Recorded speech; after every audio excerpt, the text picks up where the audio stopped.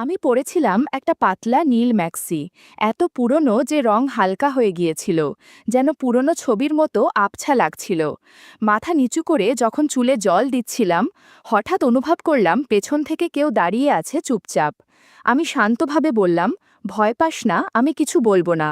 সেদিন পর্দার আড়ালে যে মুহূর্তগুলো কেটেছিল তা মনে থাকবেই। আমার নাম পারমিতা, বয়স এখন ৩৯। ৫ বছর আগে স্বামীকে হারিয়েছি। মানুষটা শান্ত ছিল, সরকারি স্কুলের শিক্ষক। হঠাৎ একদিন অসুস্থ হয়ে চলে গেল। তখন অবন্তিকা ক্লাস 9-এ পড়ে। আমি একা দাঁড়িয়েছিলাম বারান্দায়, ম্যাক্সি পরে, আর রান্নাঘরের ভাতের হাঁড়ি থেকে ভাপ উঠছিল। সময়ের সঙ্গে অনেক কিছু বদলেছে। অবন্তিকা এখন বড়, ওর বিয়ের তোড়জোড় চলছে। আর আমি এখন এই বাড়ির দায়িত্বে, একজন মেয়ে থেকে এখন যেন একজন অভিভাবক। নিজেই সব সামলাই। ঘরে এখন গমগম করছে, কে বাতাসা আনছে, কে গেট সাজাচ্ছে, কে হাসছে প্যান্ডেলের নিচে। কিন্তু এই ব্যস্ততার মধ্যেও মাঝে মাঝে মনে হয় আমি এখনও একজন নারী। আমার গায়ের রং ফর্সা, গড়নটা ভারী হলেও চোখে পড়ে, বিশেষ করে শাড়ি জড়ালে। নিজেই টের পাই। আর ম্যাক্সিতে নিজের গড়ন একটু বেশি বোঝা যায়, যদিও এখন আর আগের মতো আড়াল করার চেষ্টা করি না। বিয়েতে অনেক আত্মীয় এসেছে। একজনের নাম শুনে বুক ধক করে উঠল। অনিমেষ, আমার ভাগ্নে। বয়স 22, কলেজে পড়ে। ছোটবেলায় ২-১ বার এসেছিল বাড়ি, তখন ছিল একেবারে বাচ্চা। এখন নাকি অনেক বদলে গেছে, ফর্সা, লম্বা আর দেখতে ভালো। তখনও বুঝিনি আসলে কিভাবে বদলেছে। বিয়ের ৩ দিন আগে এক সকালে উঠোনে কাপড় শুকোচ্ছিলাম। আঁচলে চাবি গুজে বারান্দার দরজায় দিতেই পেছন থেকে ডাক, বড় মামি। চমকে ঘুরে দাঁড়ালাম। দেখলাম ছায়ার মতো এক ফিগার, বলতে গেলে আগুন। হাত পা লম্বা, চোখে এক অদ্ভুত তীব্রতা। আমি একটু থমকে গেছিলাম। অদ্ভুত এক অনুভূতি হলো। বয়সের হিসাব যেন মুছে যেতে চাইল।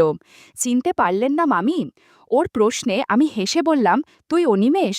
এই কি চেহারা রে, একেবারে বড় হয়ে গেছিস। ওর মুখে একরকম মুচকি হাসি, ঠোঁটের কোণে এক টান। বলল, আপনাকেই তো দেখে বড় হয়েছি, সেই জন্যই চেনা লাগে এখনও। কথাটা শুনে বুকের ভেতর যেন হালকা একটা ঢেউ খেলল। আমি জিজ্ঞেস করলাম, চা খাস? তোর পছন্দ তো মনে নেই? ও বলল, আপনার হাতে হলে ২ কাপ খেলেও চলবে। আমি হেসে রান্নাঘরের দিকে এগিয়ে গেলাম, কিন্তু বুঝলাম ও তখনও চৌকির ধারে দাঁড়িয়ে। আমি আঁচল গুছাতে গিয়েছিলাম, একটা হুক খুলে গিয়েছিল, জামার ভাঁজে একটু বিশৃঙ্খলা ছিল হয়তো, কিন্তু ঠিক করিনি মনে হলো। ও হঠাৎ বলল, আপনি একটুও বদলাননি মামি, আগের মতোই হাঁটেন, আগের মতোই কথা বলেন। আমি চুপ করে রইলাম। তারপর বললাম, তুই খুব বুঝে গেছিস এখন এসব। ও একটু এগিয়ে এসে বলল, শুধু বুঝি না, অনুভব করি। আমি অন্যদিকে তাকালাম, ঠোঁট কামড়ে, কিন্তু শরীর মন একরকম জড়তা নিয়ে দাঁড়িয়ে রইল কিছুক্ষণ। ও চলে যাওয়ার পর আয়নায় তাকিয়ে মনে হলো, নিজের মধ্যেই যেন অনেক প্রশ্ন জাগছে, যেগুলোর উত্তর আমি নিজেই জানি না। সেদিন বিকেল থেকে সন্ধ্যা পর্যন্ত চলল গান, আনন্দ আর আত্মীয়দের ব্যস্ততা। রাত গভীর হতেই আবার সেই একা ভাবটা ফিরে এলো। রাতের খাবার শেষ হতে হতে আকাশে জমে থাকা মেঘের ফাঁক দিয়ে ধীরে ধীরে জ্যোৎস্না নেমে এসেছিল।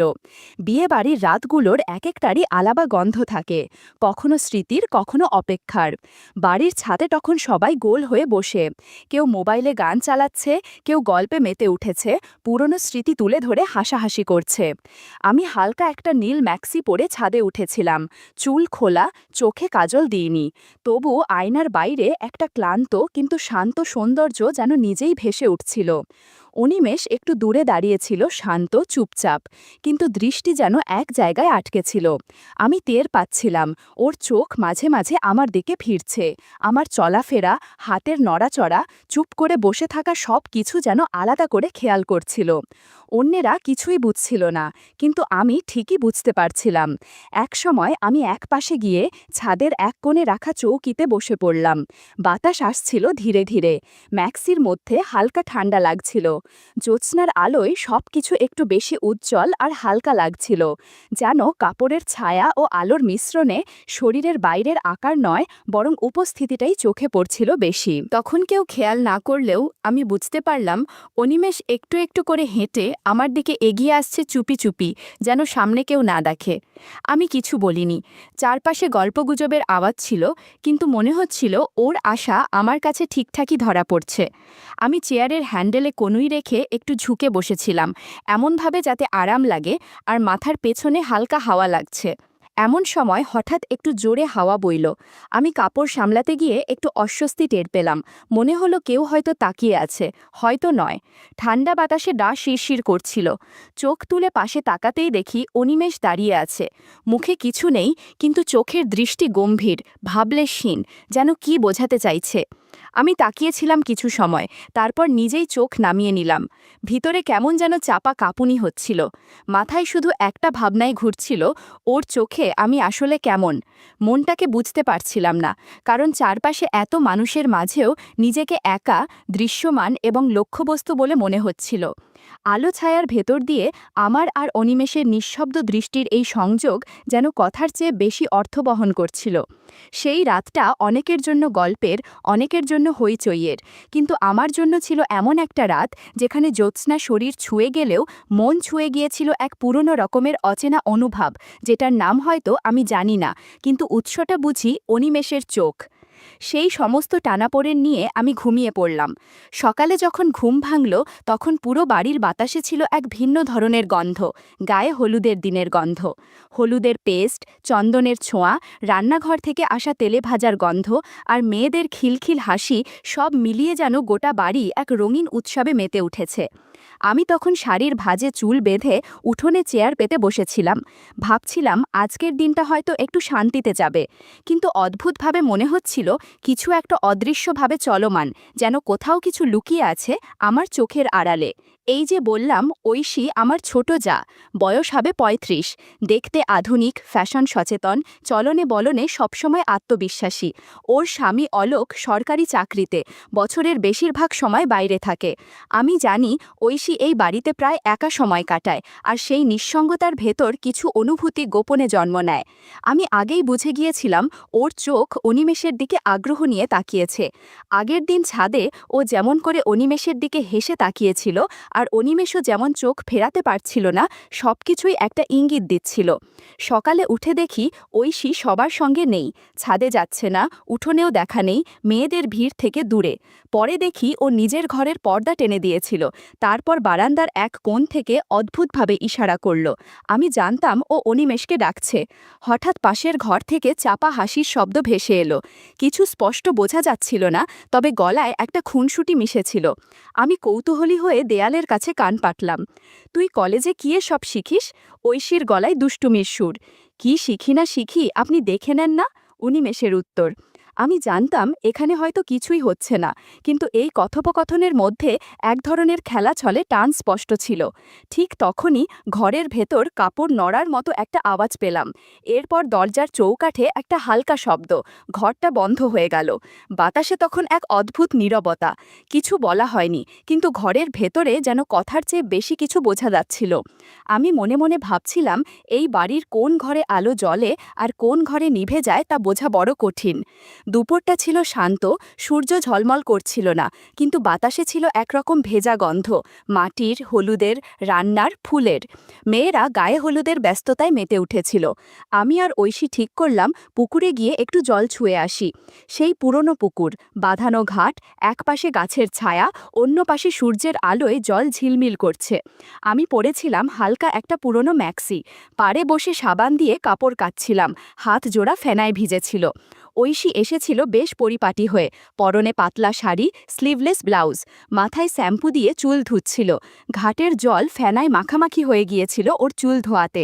আমি তাকিয়েছিলাম শান্তভাবে, এই মুহূর্তটা যেন ঠিক নিজের মধ্যেই গেঁথে নেওয়ার মতো ছিল। পুকুরের ঘাটে দাঁড়িয়ে দুই নারীর জীবন তখন যেন দুটো আলাদা স্রোত বইছিল। একজন স্মৃতি আর দায়িত্বের ভারে, অন্যজন নিজের খুঁজে পাওয়া বা হারানোর টানে। ও মাথা নিচু করে যখন চুল ভিজাচ্ছিল, তখন গায়ে পড়া পোশাকটা ভিজে গিয়েছিল, বাতাসে একটু নড়ছিল। আমি দেখতে পাচ্ছিলাম পুকুরের জলে ওর ছায়া কাঁপছে, আর সেই কাঁপন যেন মনের গভীরে কোথাও গড়িয়ে পড়ছে। আমি কাপড় কাচলাম, হঠাৎ টের পেলাম পেছন থেকে কারো দৃষ্টি যেন স্থির হয়ে আছে।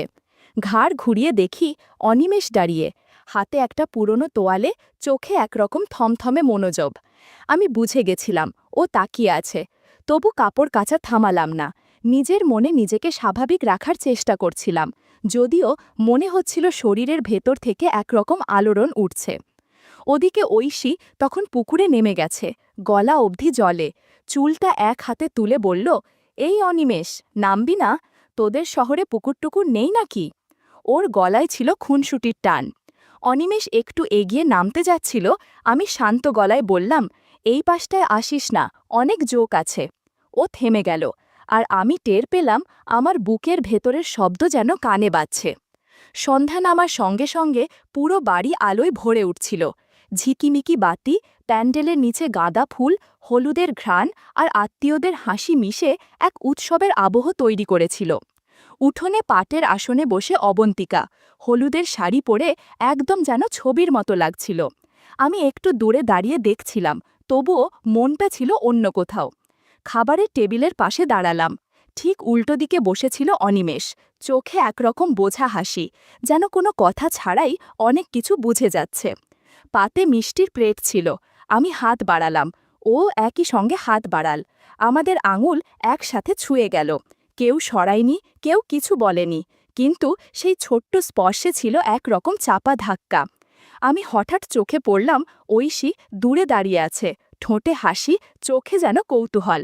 সে ধীরে ধীরে অনিমেষের দিকে এগিয়ে এলো, হাতে হলুদের থালা। চুরির আওয়াজে গা কেঁপে উঠল। খুব সহজ গলায় বলল, আয় অনিমেষ, তোকে হলুদ মাখাবো। অনিমেষ একটু থমকে আমার দিকে একবার তাকাল। সেই মুহূর্তে মনে হচ্ছিল বুকের মধ্যে গরম কিছু ঢেউয়ের মতো বয়ে যাচ্ছে। ঐশী ওর গালে 1 চামচ হলুদ ছুঁয়ে দিয়ে বলল, রাঙিয়ে দিলাম তোকে। তারপর একবার তাকাল আমার দিকে। অনিমেষ প্রথমে অবন্তিকার গায়ে হালকা করে হাত ছোঁয়াল, তারপর আমার দিকেও এগিয়ে এসে মুখ না তুলেই আমার গালের পাশে হালকা ছোঁয়া দিয়ে উঠল। কেউ কিছু খেয়াল করল না, হাসি আর উৎসবের মধ্যে সেই মুহূর্ত হারিয়ে গেল। তবু আমি বুঝলাম এইটা শুধু হলুদের ছোঁয়া নয়, একটা অদৃশ্য পরিবর্তনের শুরু। তারপর অনিমেষ ঘুরে দাঁড়াল, একইভাবে ঐশীর গালেও হলুদের ছোঁয়া দিল। আমি বুঝলাম আমাদের মাঝে এখনও স্পষ্ট কিছু হয়নি, কিন্তু এক অদৃশ্য স্রোত যেন ঘুরে গেছে দুজনের মাঝখান দিয়ে। এই অনুভব কতদূর গড়াবে সেই প্রশ্নই মনে জমে থাকল সেদিন রাতে। হলুদের গন্ধে ভেজা সন্ধ্যা যখন পেরিয়ে যাচ্ছিল, তখন পুরো বাড়িটা ধীরে ধীরে নিস্তব্ধতায় ঢেকে যাচ্ছিল। আত্মীয়রা যে যার ঘরে, অনেকেই ঘুমিয়ে পড়েছে। আমি জানি এমন রাতেই কিছু সম্পর্ক নিঃশব্দে জেগে ওঠে। অলোক আগেই বলে গিয়েছিল সরকারি কাজে বাইরে যাবে। ঐশী জানত আজ রাত সে একাই থাকবে। হঠাৎ পুরো বাড়ির লাইট নিভে গেল। কেউ বলল শর্ট সার্কিট, লোড বেশি হয়ে গিয়েছে। ঘরের ভেতর হঠাৎ ঘন অন্ধকার, যেন এক একটা ঘর হয়ে গেল ছোট ছোট গুহার মতো। আমি মোম খুঁজে পাইনি। তখন দেখি নিচতলা থেকে একটা মাত্র মোমবাতির আলোয় অনিমেষ ধীরে ধীরে এগিয়ে আসছে। ওর চোখে আলো ছায়ার মিশেল, মুখে নীরবতা। আমি সিঁড়ির কোণ থেকে দেখছিলাম ও কোথায় যাচ্ছে। হঠাৎ দেখি ঐশীর ঘরের পর্দা সরে গেল। সে দরজায় দাঁড়িয়ে, স্নানের পর পরা হালকা পোশাক, হাতে একটুখানি ওড়না, চুল খোলা, চোখে কাজলের রেখা। ও নিচু গলায় কিছু বলল, আর অনিমেষ ধীরে ধীরে ঘরে ঢুকে গেল। আমি জানালার পাশ থেকে দাঁড়িয়ে দেখছিলাম। মোমবাতির আলোয় ঘরের ভেতরে দুজনের ছায়া কাছাকাছি আসছে। পর্দা একটু নড়ে উঠল, বিছানার কাপড় সরে গেল হালকা হাওয়ায়। সব কিছুই যেন শব্দ ছাড়া, কিন্তু স্পষ্ট অনুভবে ভরা। তখনই ঘরের ভেতর থেকে ভেসে এলো এক শান্ত কণ্ঠ, ভয় করিস না, আমি কাউকে বলবো না তুই এসেছিলি। সেই ঘরে আলো ছিল না, কিন্তু বাতাসের ভেতর ছিল এক গভীর নিঃশব্দ টান। আমি দাঁড়িয়েছিলাম, নড়তে পারছিলাম না। ভোরবেলা রান্নাঘর যেন এক যুদ্ধক্ষেত্র। চুলার ধোঁয়া, নারকেলের খোসা আর কাজের ব্যস্ততায় মেয়েদের কণ্ঠে ক্লান্তি। আমি তখন পুরনো একটা শাড়ি পরে হাঁটু পর্যন্ত তুলে ভাত বসাচ্ছিলাম। চোখ মুখ ঘামে ভিজে যাচ্ছিল। চুল এলোমেলো, শরীর ক্লান্ত, হাত জোড়া কাঁপছিল। ঠিক তখনই পেছন থেকে কারো উপস্থিতি টের পেলাম। নিঃশ্বাস না নীরব দৃষ্টির চাপ বোঝা যাচ্ছিল না, কিন্তু আমি জানতাম কে দাঁড়িয়ে। মনে হচ্ছিল একটা অনুভব জমে উঠছে, শব্দ ছাড়া, কথাহীন। চুলের নিচে জমে থাকা ঘাম তখন পেছন থেকে আসা নিঃশ্বাসে মিশে গিয়েছিল। আমি একটু রুক্ষ গলায় বললাম, তুই এমন করে দাঁড়াস কেন?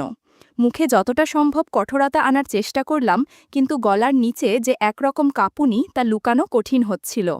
অনিমেষ হালকা হেসে বলল, সরে যেতে পারি, কিন্তু সত্যি চাইছেন তো আপনি? আমি চুপ করে গেলাম। খুন্তি তখনও হাতে, কিন্তু হাত কাঁপছিল। ওর উপস্থিতি, ওর নীরব দৃষ্টি পেছন থেকে যেন একটা অজানা জ্বর তুলে দিচ্ছিল আমার গায়ে। আমি জানি না কি চেয়েছিলাম, শুধু মনে হচ্ছিল কিছু আটকে আছে আর কিছু ছুটতে চাইছে। দুপুরে ঘর একটু ফাঁকা ছিল, মেয়েরা মেকআপ আর সাজগোজে ব্যস্ত। আমি জানি এ সময় বাড়ির ভেতরের অনেক দরজাই নিঃশব্দে খোলা থাকে। অনিমিষ জানত ঐশী দুপুরে ঘুমোয়, দরজাও প্রায় বন্ধই থাকে, কিন্তু সেদিন সে অপেক্ষা করল না। আমি জানালার পাশ থেকে দেখলাম ও সোজা ঐশীর ঘরের দিকে চলে গেল, পর্দা সরিয়ে দরজাটা বন্ধ করে দিল। ঘরের ভিতর আলোর ছায়া, নিঃশব্দতা আর মশারির ভেতরকার আবছা নড়াচড়া সবকিছু মিলিয়ে এক অদ্ভুত পরিবেশ তৈরি করছিল। স্পষ্ট কিছু দেখা বা শোনা যাচ্ছিল না, কিন্তু বাতাসে যেন একটা গন্ধ লেগেছিল। সেটা হয়তো কারো ঘুম, কারো অপেক্ষা, অথবা কিছু চাপা অনুভূতির অবশিষ্ট। বিয়ের দিন সকালটা ছিল রঙে ও গন্ধে ভরপুর। রান্নাঘরের পাশে দাঁড়িয়ে ভাজার গন্ধ পাচ্ছিলাম, কানের কাছে নারকেলের নাড়ু বানানোর শব্দ। মেয়ে অবন্তিকা আজ এই বাড়ি থেকে সত্যিই বিদায় নেবে, কিন্তু আমার মন কোথায় যেন আটকে ছিল। অনিমেষ ব্যাগ হাতে চলে যাওয়ার প্রস্তুতিতে দাঁড়িয়ে, ঐশী সিঁড়ির ধারে চুপচাপ তাকিয়ে। মুখে কিছু নেই, চোখে চাপা কিছু রয়ে গেছে। হয়তো কোনো কথা হয়নি, কিন্তু কিছু একটাই থেমেছিল সময়। আমি পেছনে এক কোণায় দাঁড়িয়ে যেন নিজেকে লুকিয়ে রেখেছিলাম। ভেবেছিলাম ও চোখ তুলে তাকাবে না আর। কিন্তু হঠাৎ প্যান্ডেলের আলো একটু ঝিমিয়ে উঠল, ঠিক তখনই অনিমেষ থেমে দাঁড়িয়ে মাথা ঘুরিয়ে তাকাল। আমাদের চোখ একসাথে আটকে গেল। কোনো শব্দ ছিল না, কেবল একটানা নিঃশব্দ দৃষ্টি, যেটা অনেক কিছু বলে দিল। যেন একটা উপন্যাস, একটা অপ্রকাশ অনুভব ওই চোখের ভাষায় শেষ হলো। অনিমেষ চলে গেল। আমি জানালার পাশে এসে দাঁড়ালাম। বাতাসে একটা পুরনো কাপড় উঠছিল ধীরে ধীরে। মনে হচ্ছিল কেউ পাশে এসে দাঁড়িয়েছে। চোখ বন্ধ করলাম। একটানা নিঃশ্বাস নেয়া গেল না। শুধু মনে হচ্ছিল কোথাও কিছু রয়ে গেছে অপ্রকাশ, কিন্তু অনুভবযোগ্য।